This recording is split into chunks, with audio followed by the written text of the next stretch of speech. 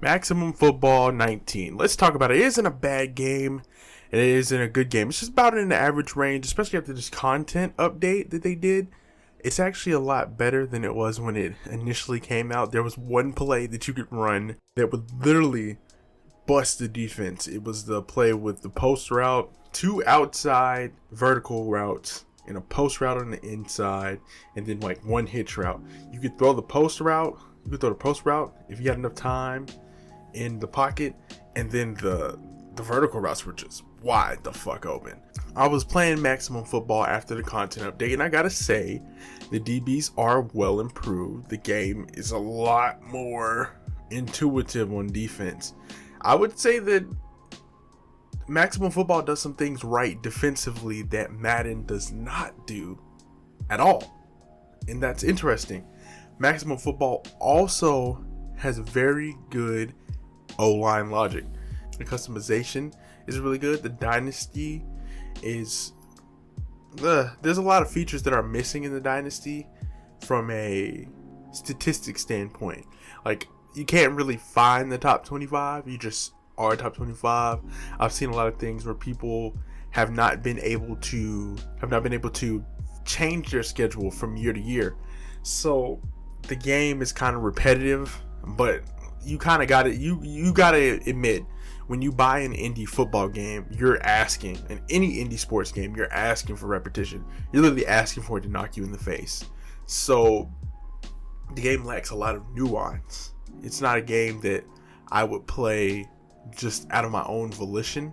If that sounds very mean. It's a 3-person team, well, 5-person team if you count the 2 interns that came in and made stadiums and did other things. It's a 3-person team. We got a GUI guy, we got a marketing guy, and we got the guy who coded literally everything. So yeah, I respect it, and I respect the physics-based system for tackling. But what I do not respect is everyone else saying, "Oh, it's a 3-person team. You can't criticize the game."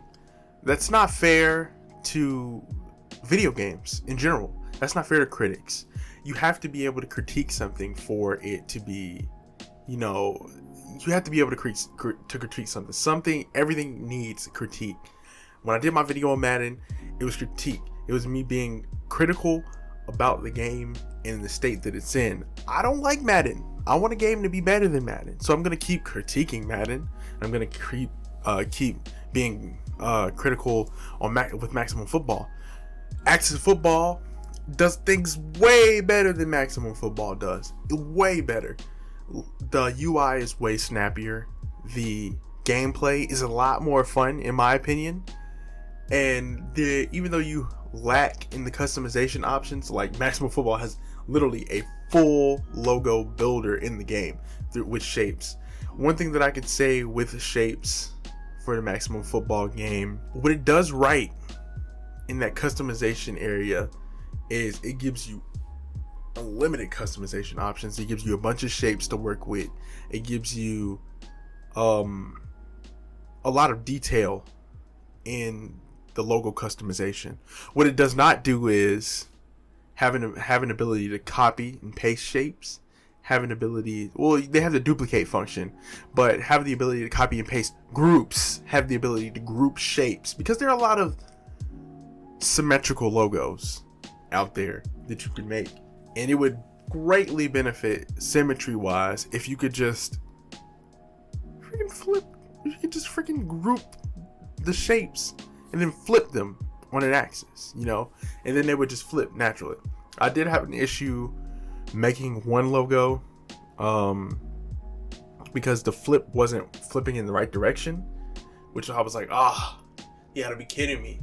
I gotta actually make this from scratch. I can't remember what logo it was though, because I completely stopped after I figured out that I had to make it from scratch. Like I completely checked out from it.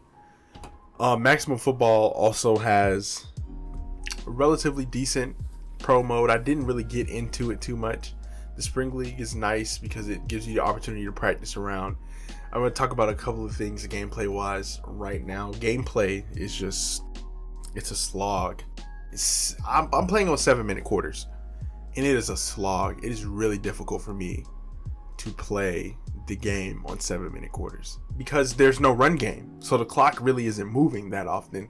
And the game is jarring in the sense that you play it and you're calling plays and the screen blacks out. There's like nothing there. There's no transitional animation or thing there, or at least transition page to say, hey, we're going to go into the next part. We're going to show the play art. We're going to break the huddle, something. It's just so jarring and poorly done to me. The play art screen it needs a lot of work. I can tell they took a lot of effort and put a lot of effort into the dynasty mode and the menus and all that stuff. But the play art just looks weird. It's something about it. The play art looks very small and not as detailed as it should be for what it is. Maybe in the next content update, they can really revitalize or revamp the way the play art looks and throw in some more optimization things for the menu system, because the menus are really slow. Like, gosh, it's a slog. The game is paced so slow. Everything about it is really slow in my opinion, except for the speed of the defense. The defense catches you like hawks, and that's what I love about it. Defense really does have a good focus on it. I threw before the content update, I threw one pick and I scored combined 180 points in 2 games. After the content update, I threw 12 picks, and I threw 12 picks and only had 40 points over 3 games. So it really does make a big difference, especially on hard. They said they were going to introduce some more sliders into the game, and I hope they do. If you think this is just me rambling on, this is me just pulling things off the top of my head right now and just rambling for a decent period of time.